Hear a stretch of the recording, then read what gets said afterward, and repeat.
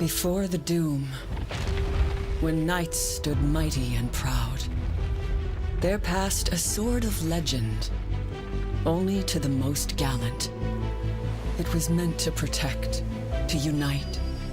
But after the cataclysm, all was lost. In the chaos, the sword fell to me, a lone warden.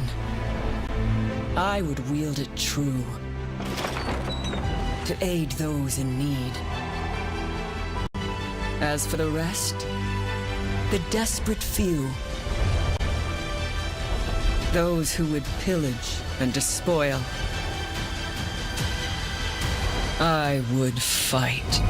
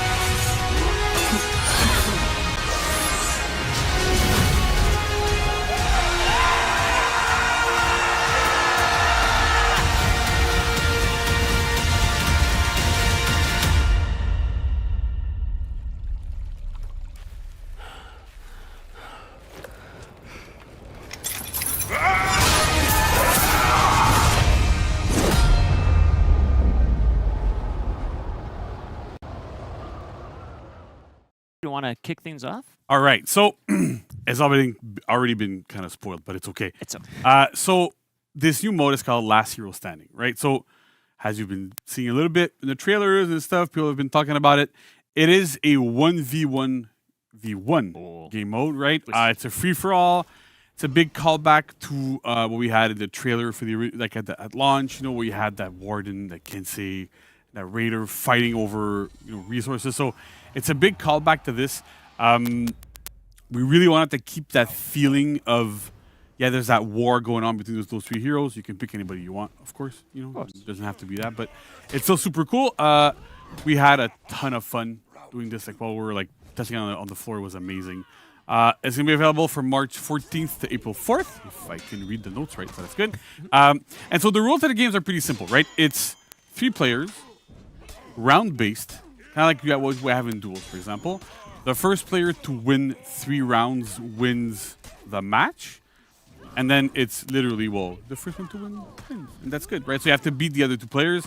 Very, very important parts as well. It is solo queue only and only in matchmaking.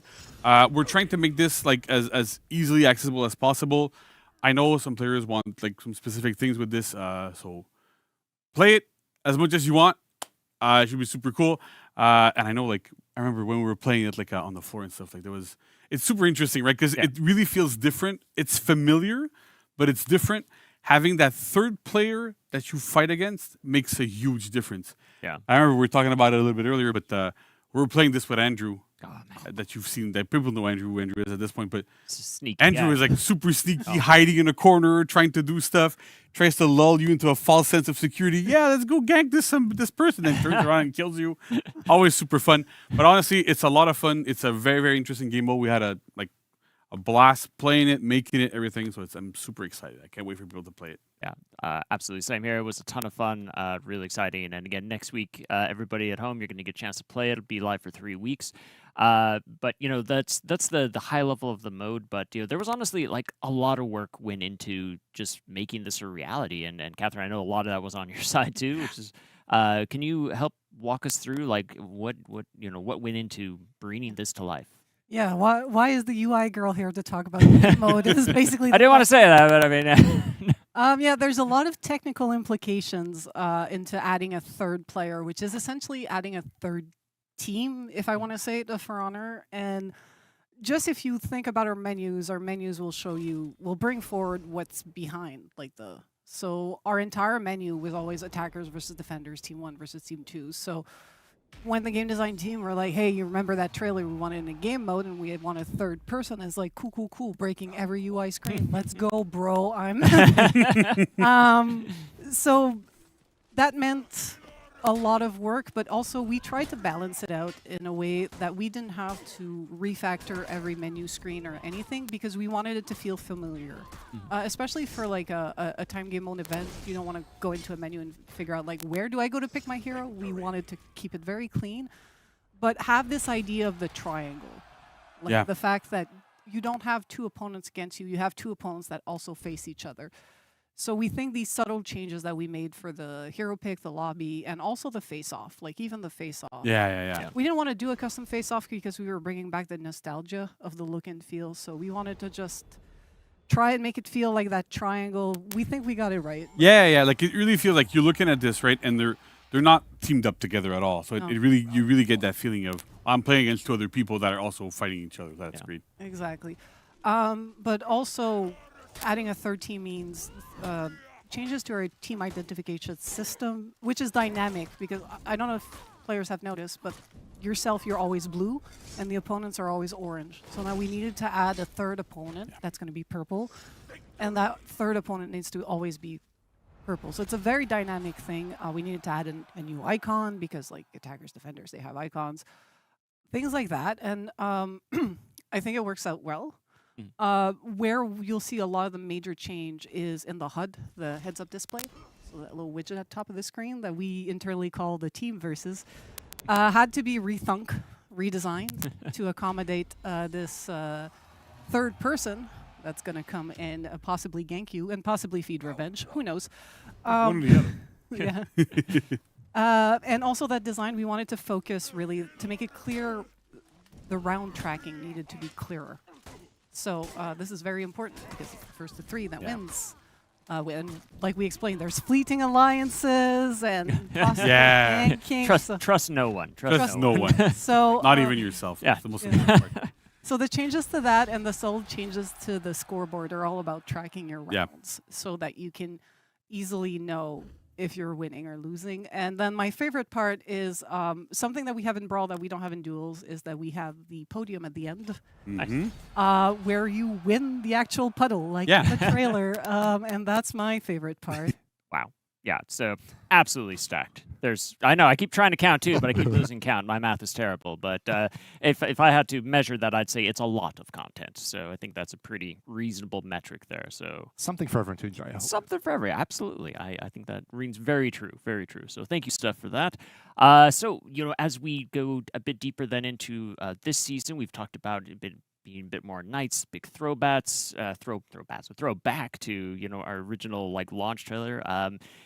Andre, do you want to share with us the lore? What is the lore behind all of this? The story behind our season here? Let's get into it. Yes.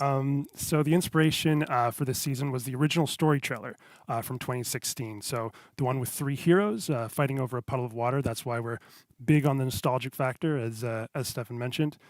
We really wanted to go back to our roots and tell a story that felt timeless to the world of For Honor. So that's why we're set post-Cataclysm. It's a dark time. It's a chaotic time where our heroes are fighting for resources. So this is really vintage For Honor that we're talking about. Nice. And in the immediate struggle to survive, you have many heroes that have also kind of forgotten their values, because they're really just trying to survive themselves right now. One big exception is our hero skin, so the Unsung Knight. She is a lone warden that still fights to protect the weak, still fights to protect the good. And others think that, this is kind of a crazy, controversial thing to do again, because, again, this is like a survival of the fittest time right now. Many people are just fighting for themselves. And the reason that she's fighting selflessly is because she wields a very special sword.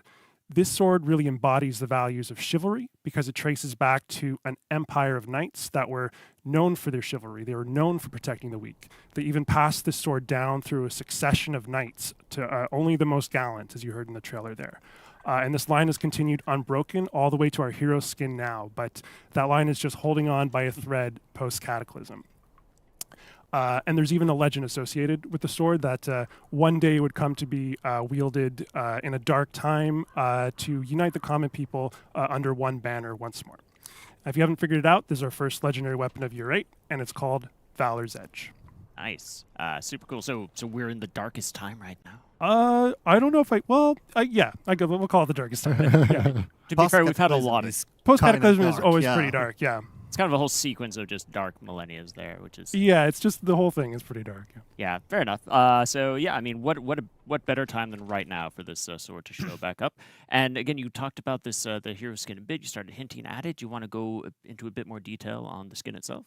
Yeah, so this is a skin that's long been requested by the community, and with good reason.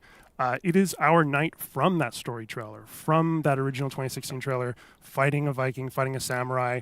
So we figured this is a perfect hero for a nostalgia season because it's a hero that we're all familiar with, our fans know her, but we've never heard her story until now. So that's why she's called the Unsung Knight.